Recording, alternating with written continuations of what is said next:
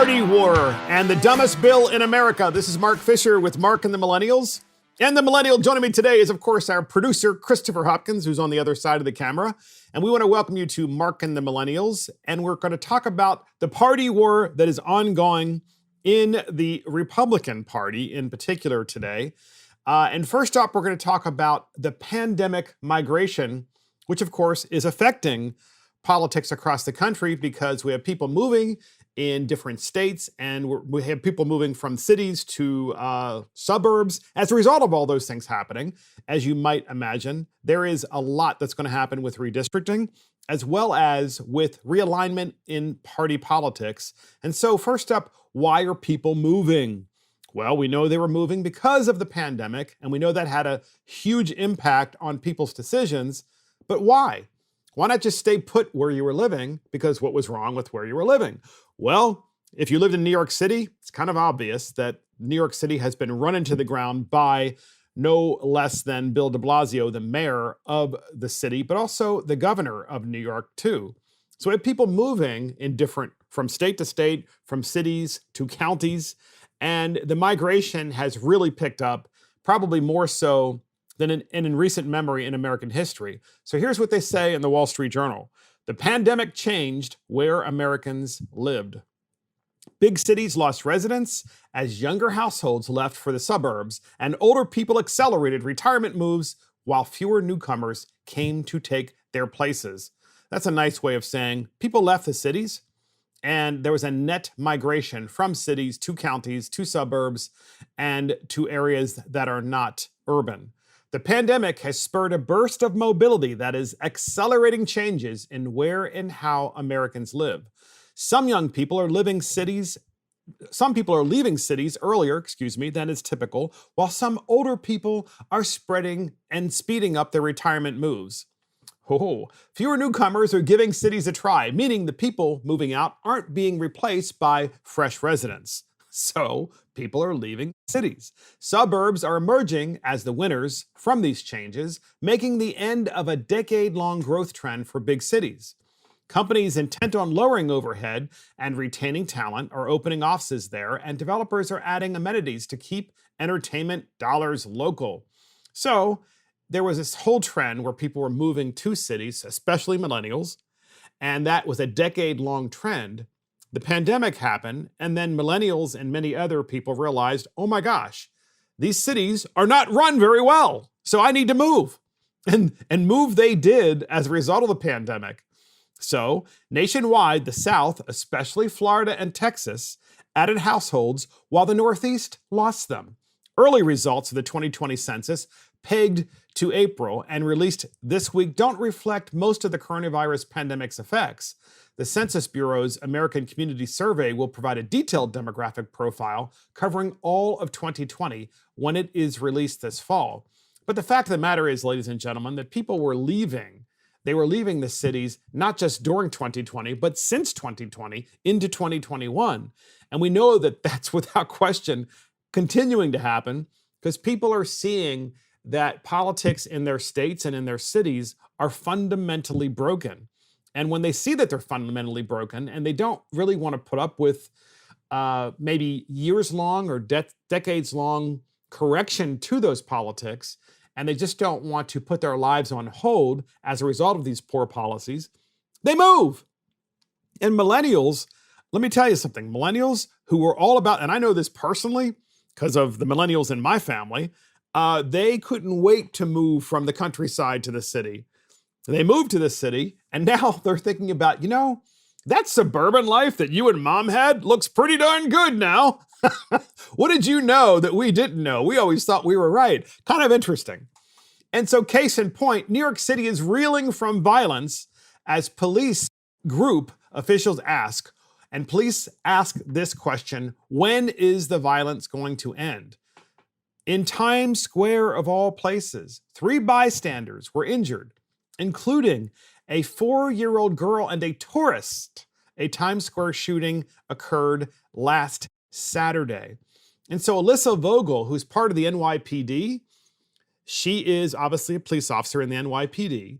She was there when this shooting occurred, and she's a mom. and she saw this 4-year-old girl get shot, among others, and it was just indiscriminate shooting. They weren't necessarily the targets of the shooting because there was a dispute, apparently, in Times Square, of all places, between individuals, criminal elements, and a number of people were shot, including this 4-year-old girl's mother. They have all survived, thankfully.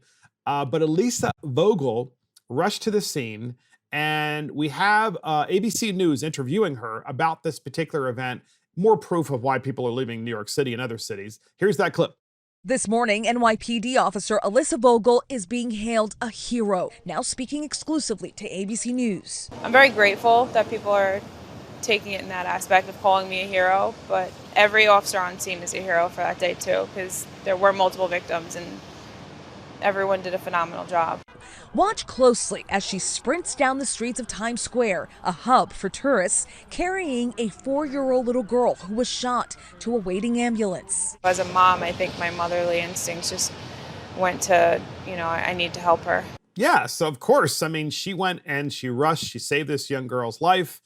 And who knew? She obviously didn't know if there was going to be more gunfire occurring, or certainly police officers are now targets. So she ran into the fire. And you have to say to yourself, why would anyone want to cancel the police when they see this? And why would anyone want to stay in New York when they see this? And we know the answer now, because not just do we have information from the census, but when you actually look at the out-migration and the net out-migration from New York City, from San Francisco, from other major cities like Chicago, and you see where these individuals are moving, they're not moving from city to city, they're moving from city to county. They're moving from city to suburb. They're moving from blue state to red state.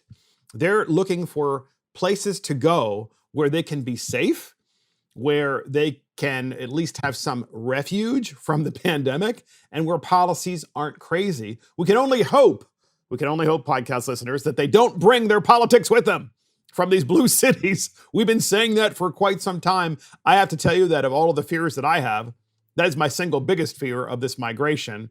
And that is that the individuals moving from these cities are going to say, well, I want all of those conveniences of the city, and I want them where I am now. I want all of the entitlements from the city, and I want them in the county. It's like, no, go back to the city. Quite frankly, we don't necessarily want that kind of thing in the counties and in the suburbs.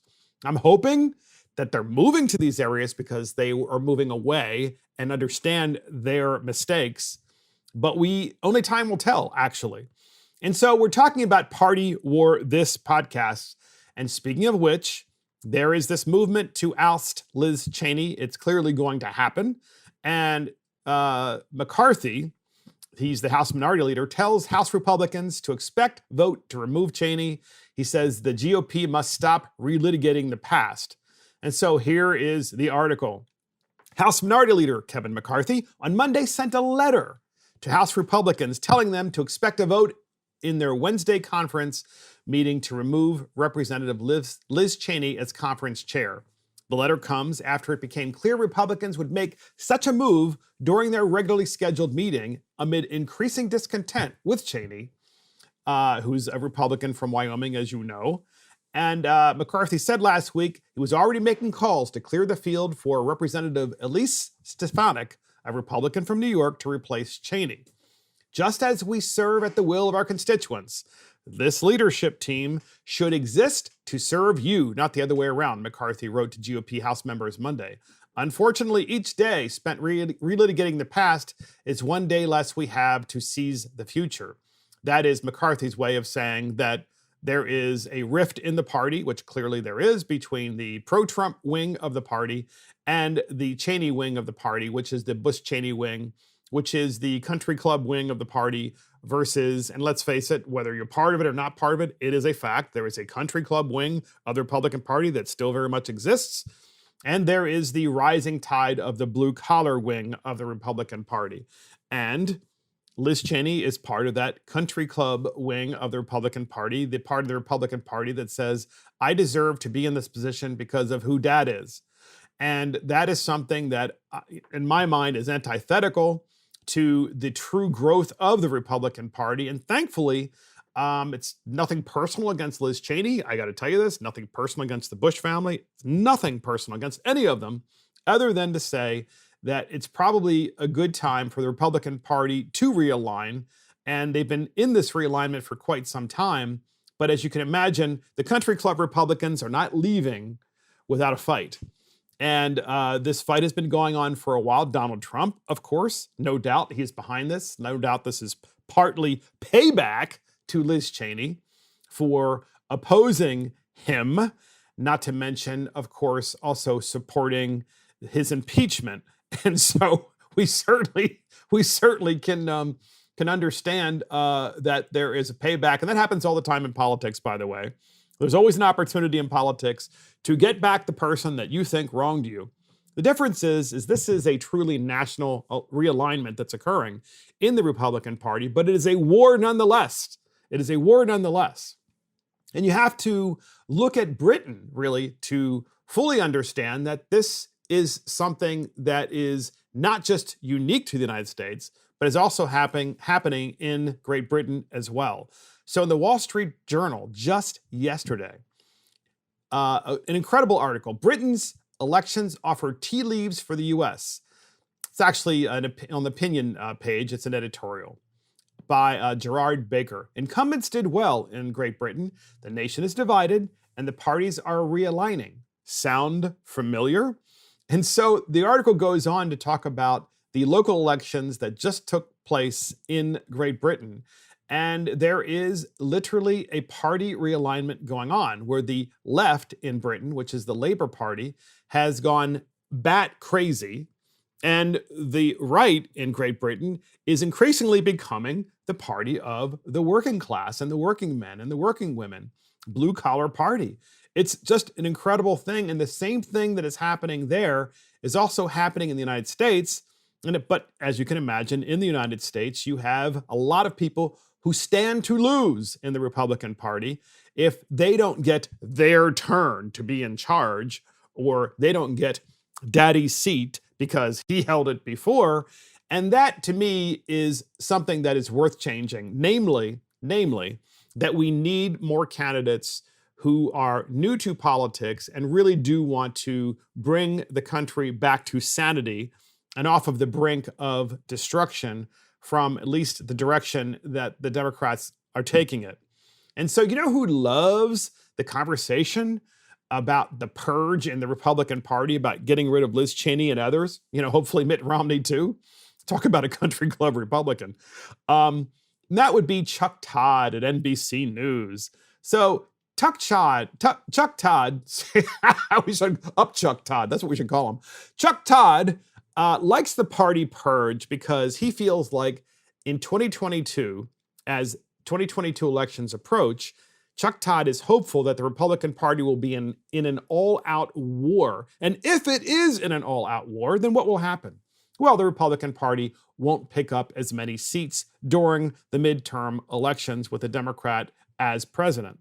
That's what Chuck Todd wants. Up Chuck Todd wants. Maybe I should just call him that. So nonetheless, we have Chuck Todd. He's obsessed with Donald Trump because that really helps NBC's ratings. And he hopes that it also hurts the Republican Party. That's his goal. But he also loves Liz Cheney. He loves Liz Cheney. He also loves Mitt Romney. Chuck Todd loves them. He also loves Governor Larry Hogan. We're going to touch on that in a minute as to why he loves these individuals so much. So nonetheless, we have Chuck Todd, and with his obsession with Donald Trump and Liz Cheney, he asks the question in the recent good old Chuck Todd interview. And we have that clip, and here it is. Elise Stefanik, she voted against President Trump's tax bill, right? Forget the other stuff. Everybody else has made these points that, you know, on all the different ways that she has not been what Danny said. What is Trumpism? Because if it's defined by these issues, she doesn't fit the bill unless, if you believe the election lie, then she does. And that's why it's striking to hear some of these House Republican leaders talk about how they want somebody who is going to carry on what is sort of the message of the Republican Party, which is the message of Trumpism. If you're looking for somebody who's going to do that on policy, it's actually Liz Cheney who scores better on that front than somebody like Elise Stefanik or like Elise Stefanik. So do you hear that? That's NBC News saying they really want Liz Cheney to keep the position. They don't want Elise Stefanik to get the position. They want to keep Liz Cheney. Now, when NBC News says that, you know that the individual, Liz Cheney, is someone who is completely compromised when NBC News and the entire liberal news media like you. And that is the problem, ladies and gentlemen. We have so many phony Republicans. They are elected and they say they are conservatives. Remember where Liz Cheney is from. She's from Wyoming. Wyoming is an incredibly conservative state. And so you would expect Liz Cheney to vote that way and to comport herself so that she grows the conservative movement nationwide. And you would also hope that she would recognize the realignment in the Republican Party from the country club types to the blue-collar workers who are increasingly becoming Republicans because the Democrats aren't interested in them whatsoever. But Chuck Todd and NBC News, they love Liz Cheney. They want to keep her in there. They also want to keep Mitt Romney in office. And they also want to keep Larry Hogan in office. And what's interesting is Donald Trump, and this is very clear, Donald Trump wants revenge against these individuals because of their attack on him.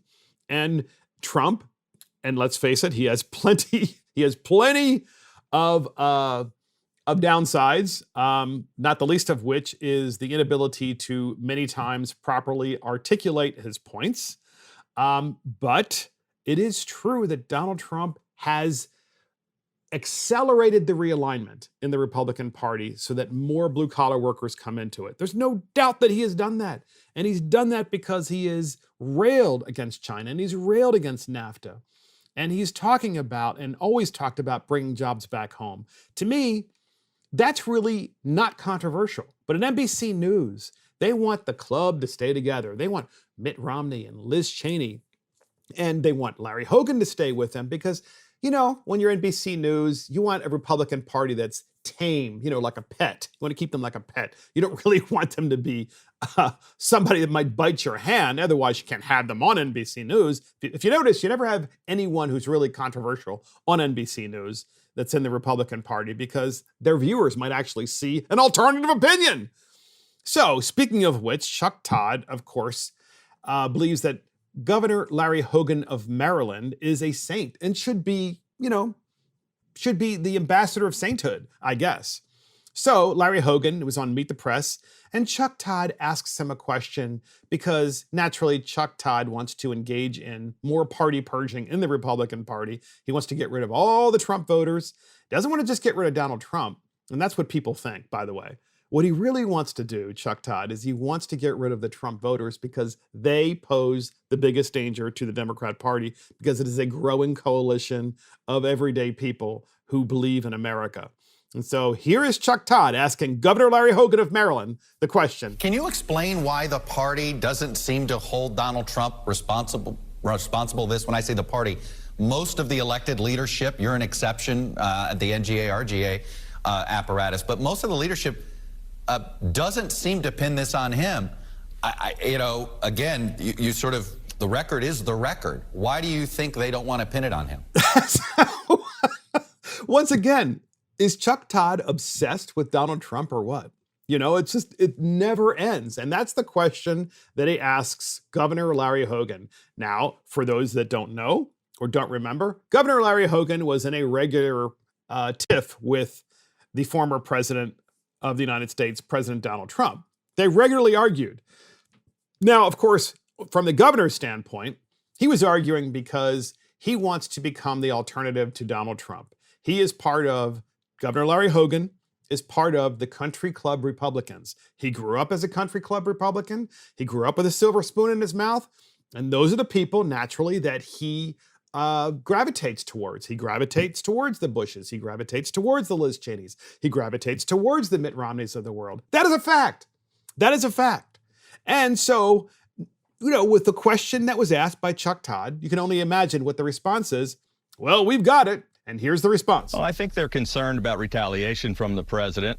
They're concerned about, being attacked within the party. And it just bothers me that you have to swear fealty to the dear leader or you get kicked out of the party. It just doesn't make any sense. So how do you like that? That's Governor Larry Hogan saying that you have to swear fealty to the dear leader, meaning you have to swear fealty to Donald Trump or you get kicked out of the party. Folks, that is not true. That is not true. Larry Hogan duked it out with Donald Trump last year again and again and again. I'll just bring up one example. Larry Hogan duked it out with Donald Trump during the pandemic because Larry Hogan said that Donald Trump couldn't get enough pandemic test kits, COVID test kits, to Maryland. So Hogan, instead of getting the information right, that's what he told all of the news media, including Chuck Todd, by the way. Hogan, whose wife's from South Korea, then decided to get pandemic test kits and COVID test kits, from South Korea. Those test kits were sent to Maryland and they ended up not working because they were incomplete test kits. So the governor of Maryland wasted all of this money. And that started the whole battle between the governor and Donald Trump, President Donald Trump, because the governor made this massive mistake and he wasted all this money. The governor's wife's from South Korea, so that certainly looks very sketchy that they bought these test kits from South Korea that didn't work, by the way. And then here's the governor in this interview with Chuck Todd that you just heard, the governor of Maryland saying, well, if you don't swear fealty to the dear leader, well, the dear leader would be, the leader of North Korea. And isn't it interesting that this governor bought test kits from South Korea and they didn't work? It sounds like he's swearing fealty to South Korea.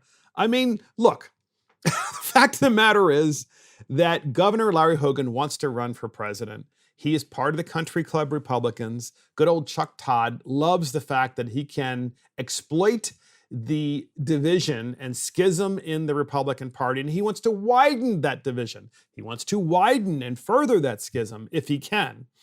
And so we have Chuck Todd, who has yet another question, and we have his take on Liz Cheney, and we have that clip, and here it is. Well, to me, the most damning part of this, Liz Cheney voted for President Trump's singular legislative achievement. And what many Republicans tell me is very important to protecting.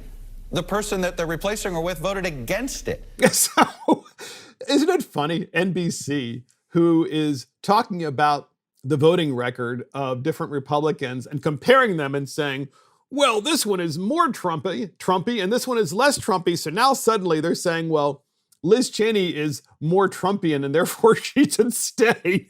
I mean, it's really funny. Would you really take your advice in the Republican Party from Chuck Todd at NBC? I don't think you would. I know I wouldn't take it. And so here's Chuck Todd. It's like, how do you speak to Trump voters? And we have that clip, and here it is. How do you talk to Trump voters? There's certainly some places that President Trump did well in Western Maryland, some places along the Eastern Shore. You're in a blue state, so you have a little bit of an easier time straddling the wings of the party. But how do you have a conversation with a Trump supporter that says, hey, how come you haven't investigated voter fraud, Governor Hogan? Well, I just try to be honest with them. And, in my state, I ran 45 points ahead of the president, but I'm ahead of him among Republicans, among conservatives, and among Democrats and independents. Governor Hogan, I'm ahead of the former president of the United States among independents, Republicans, and Democrats. Ahead of them? Look, so this is a governor that polls all of the time. And here's the problem when you poll all the time. When you poll all of the time, it means that you fundamentally believe in nothing.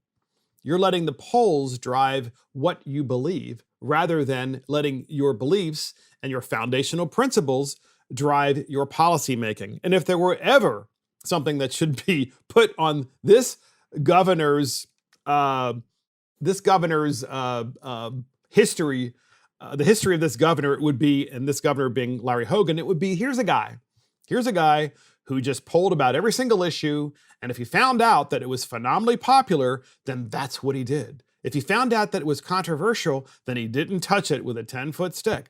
And that's the way this governor has governed.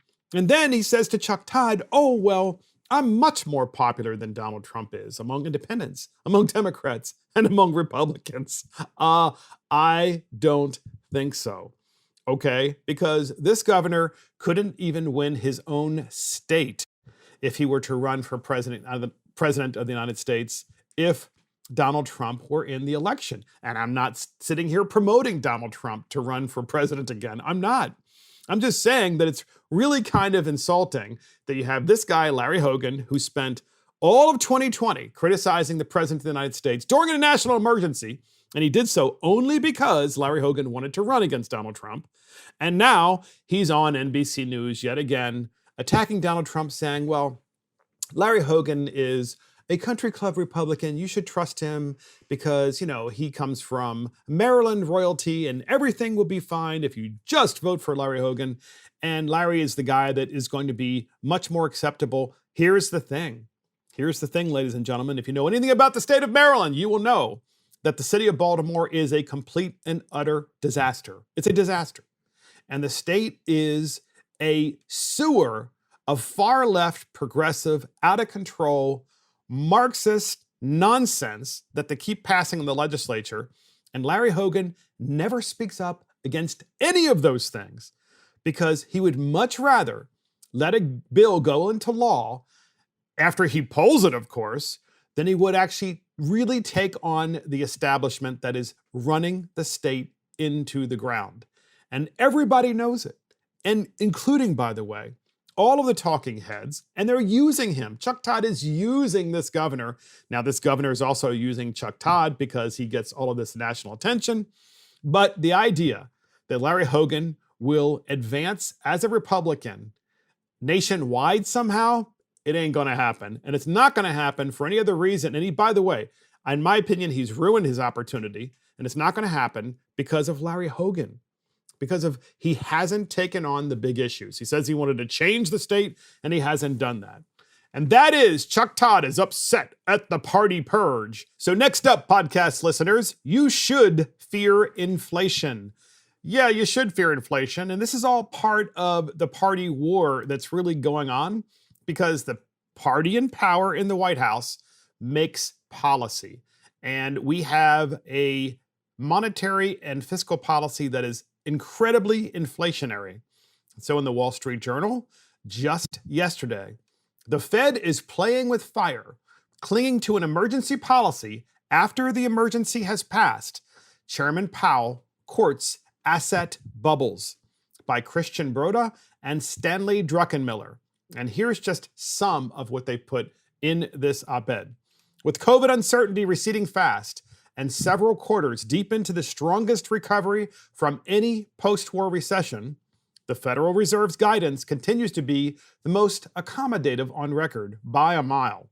Keeping emergency settings after the emergency is passed carries bigger risks for the Fed than missing its inflation target by a few decimal points. It's time for a change. The American economy is back to pre-recession levels of gross domestic product, and the unemployment rate has recovered 70% of the initial pandemic, hit in only 6 months, 4 times as fast as in a typical recession. Normally at this stage of a recovery, the Fed would be planning its first rate hike.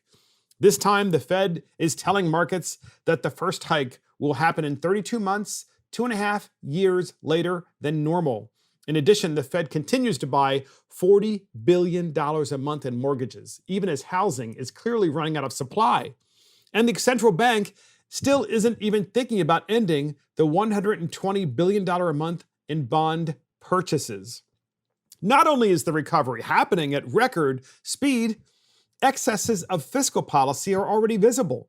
Consumers are spending like never before, construction is booming, and labor shortages are ubiquitous, thanks to direct government transfers 2/3 of all relief checks were sent after the vaccines were proved effective and the recovery was accelerating. Opportunistic politicians didn't let the pandemic go to waste. Especially after the Trump years, Congress has decided to satisfy its long list of unmet desires.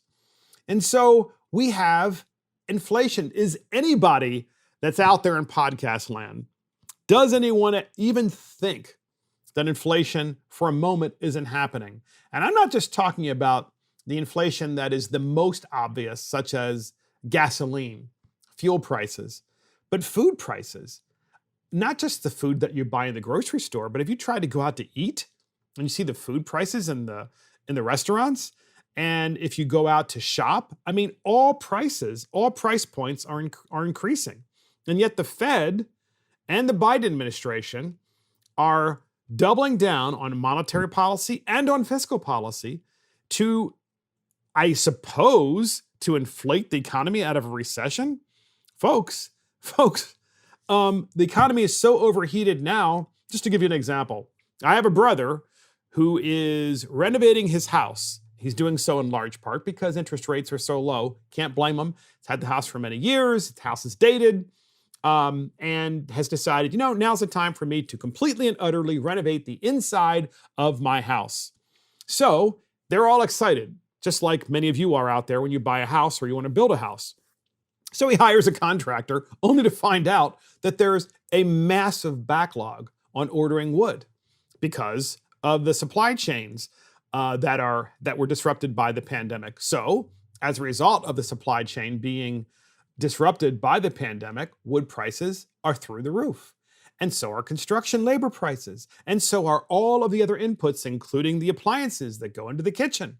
It's unbelievable the impact that inflation has on every single American's ability to be able to afford basic living expenses, let alone buying a house or building a house. If you try to build a house now, good luck getting that house built within the next 2 years because of the lack of supply of basic building materials, which were interrupted.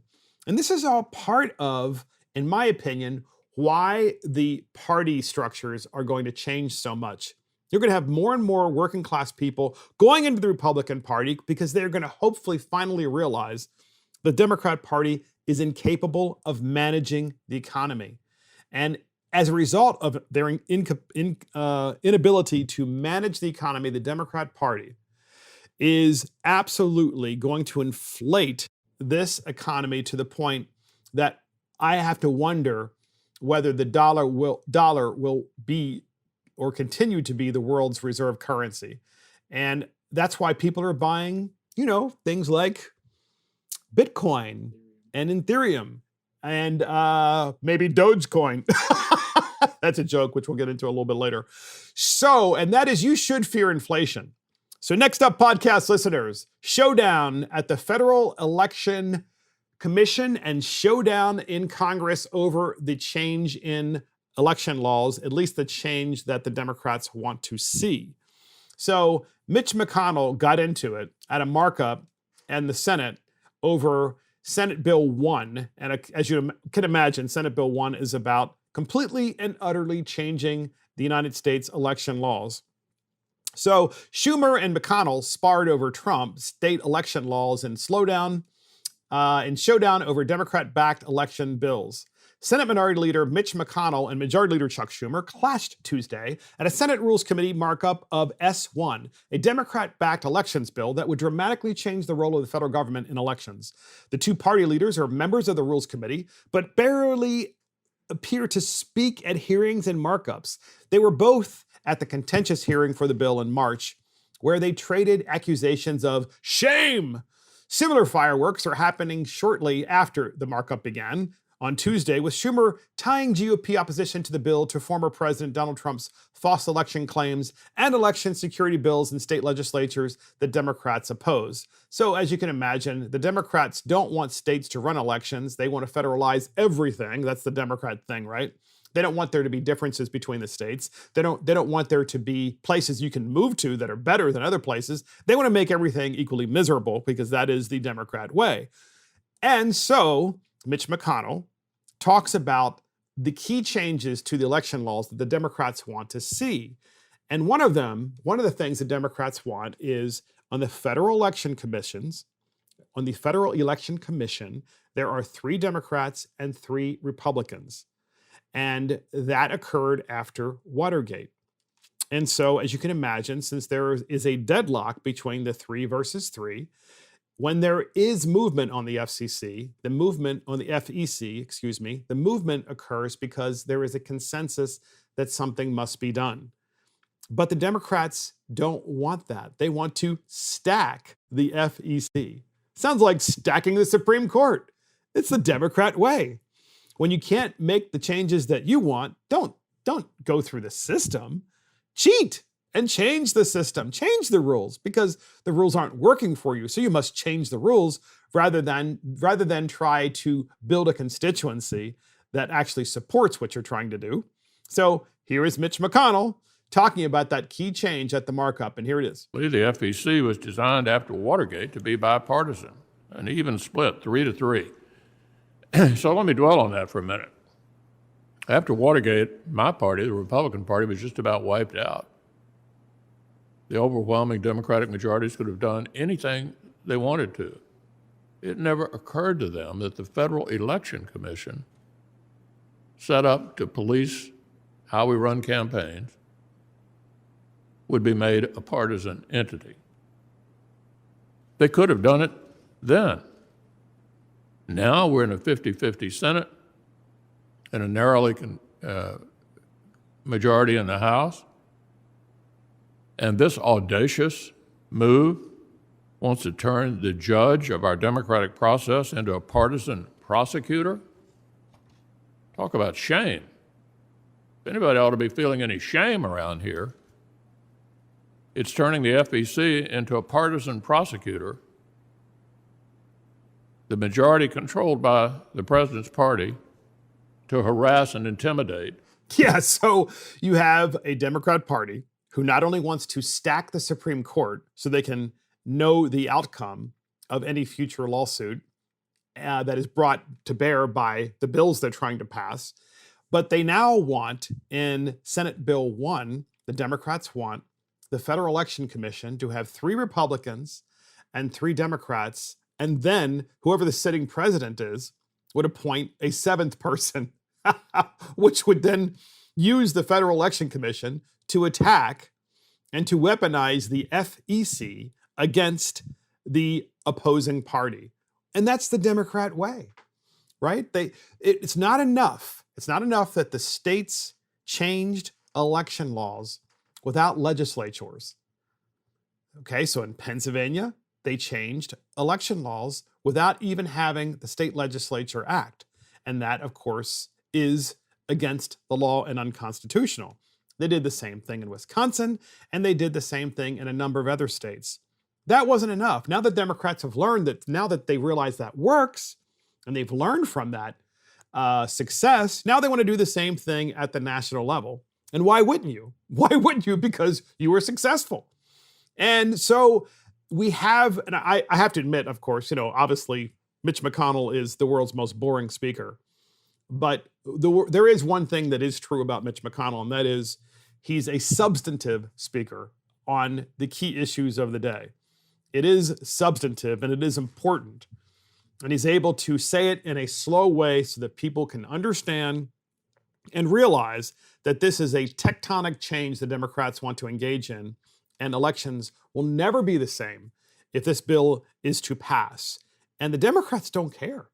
They don't care. It just shows you that we have, in my opinion, 2 parties in the United States. One party that believes in rules and believes in the Constitution of the United States, and another party that doesn't.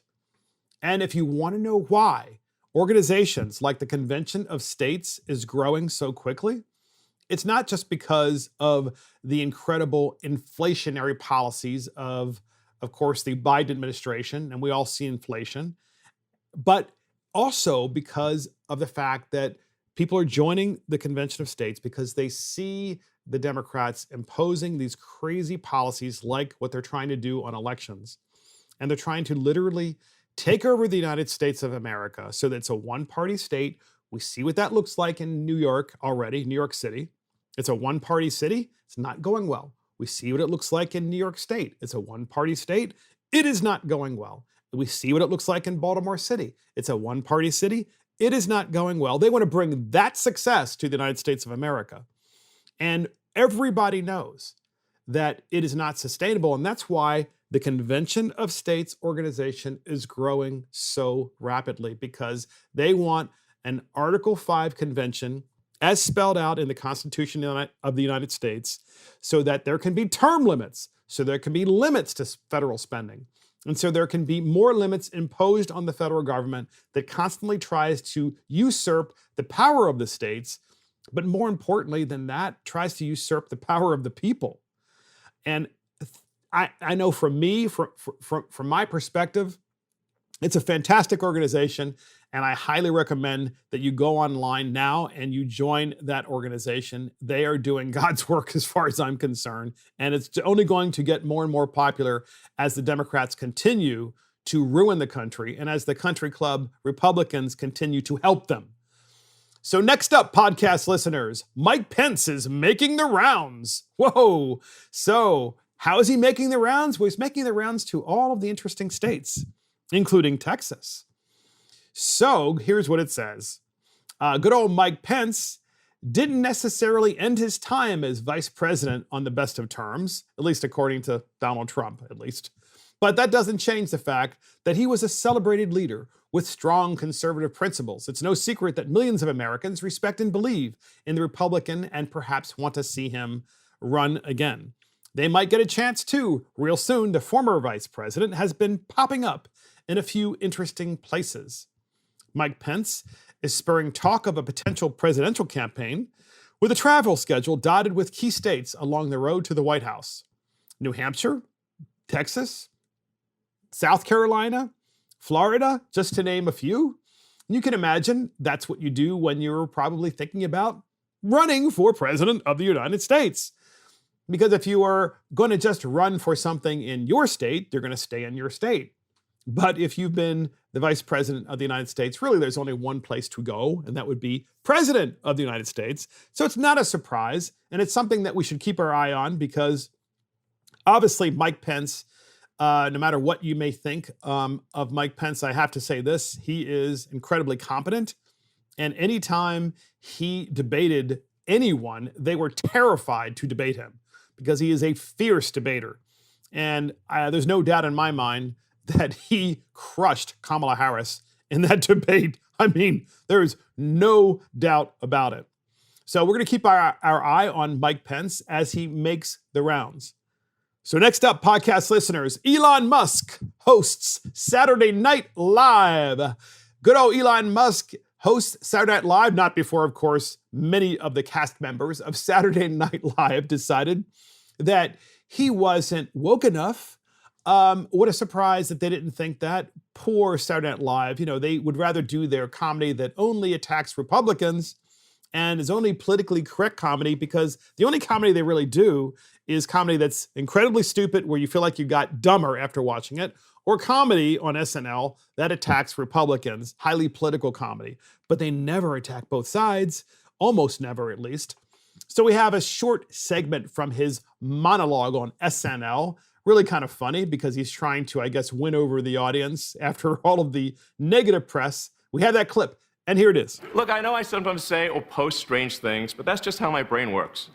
To anyone I've offended, I just want to say I reinvented electric cars, and I'm sending people to Mars in a rocket ship.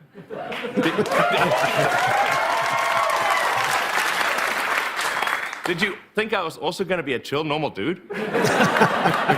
Yeah, I am sure he's incredibly odd. There's no doubt about it. So he also brought up Dogecoin, which he basically he made a lot of gestures that you should buy it. And of course he was kidding.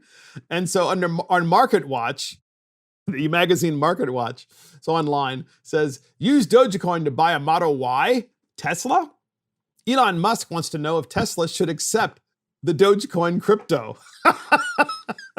So, crypto bull and Tesla chief executive Elon Musk appears to be toying with the idea of allowing customers to use parody coin Dogecoin to purchase products at the electric vehicle maker. Now, Dogecoin, I think the picture of the dog is actually a meme that's been around, like Earth a million times. And so that's why it's so funny. Nonetheless, it's a crypto that is being traded and people are buying it, and I'm sure they're selling it too. Musk early Tuesday issued a survey via Twitter asking if Tesla should accept Dogecoin, DOGE-USD, 8.70%, the popular crypto whose stratospheric rise has made it the number 4 most valued digital asset in the world, according to coinmarketcap.com. And so here is Elon Musk's tweet. Do you want Tesla to accept Doge? Yes or no? And that was on Twitter. It's a survey. And there are, get this, ladies and gentlemen, 2,838,812 people who have voted. And there's still 15 hours left in this survey. It's unbelievable. So 77% of respondents so far favor using Dogecoin, while the remainder aren't so keen. I'm sorry. I think that's really funny. That's a great sense of humor. This is after he basically threw it under the rug on SNL. And then he decided to do this and say, well, now that it seems to be a thing, because people don't trust the dollar because of the way it's being inflated and the loss of the dollar's value because of the way the Democrats and, by the way, Republicans have been spending money. Nonetheless, why don't we just accept this particular crypto to buy a Tesla? Because wouldn't it be funny? Here's a guy who made a joke about it, and then people start buying it, and then says that, by the way, I was joking. So people sell it. It's like, well, what the heck? I'm going to let you buy a car with it. Well, we might accept it. So Dave Chappelle also bashed SNL, not because Elon Musk was on it, but because of all of the criticism that Elon Musk was getting, because Elon Musk apparently was not taking the pandemic so seriously as it related to his workers in California. Because I'm not sure if you remember, but Elon Musk wanted to move his entire plant in California that makes Teslas to potentially Texas or other states because of the fact that California kept his plant closed. He was very upset about that. And so he continued to try to provide alternatives to his employees so they could continue working, at the same time be safe. California would have none of it. I think finally they came to an agreement sometime last year so they could open back up. But as you can imagine, he was criticized by the SNL staff and also by the media. And so the media said, well, we don't want, of course, Elon Musk on this program because he is not perfect. He is not woke enough. He just doesn't meet, the criteria of SNL of being, the guy that we really want to look up to and have. He doesn't have the right kind of, humor that make fun of Republicans. Because let's face it, Elon Musk makes fun of everybody. I mean, that's what makes him kind of refreshing. So Dave Chappelle and Joe Rogan speculated that woke culture sparked the early backlash to Elon Musk hosting the gig on SNL. Chappelle sat for over 3 hours with Joe Rogan in an episode of the Joe Rogan Experience podcast posted Friday, with Musk's debut in sketch comedy being among the topics discussed. Rogan speculated that people felt Musk was problematic because of his comments downplaying the COVID-19 pandemic and his vast wealth.